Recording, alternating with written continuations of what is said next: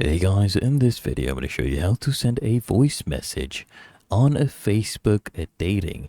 Now it's very easy and simple. First, I want you to launch up Facebook on your phone.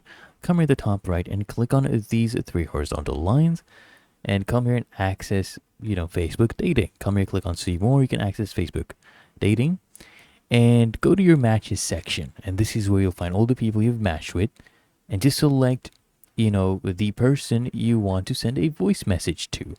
And then here at the bottom, you'll see this microphone icon. Okay.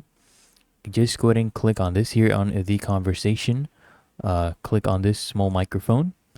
And once you click on this, you tap and hold it, okay?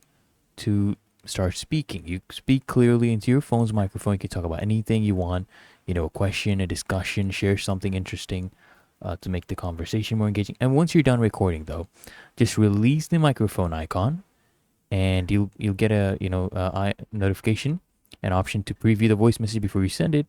And if you're satisfied with it, tap on send, and you can also record a new message instead if you're not happy with it.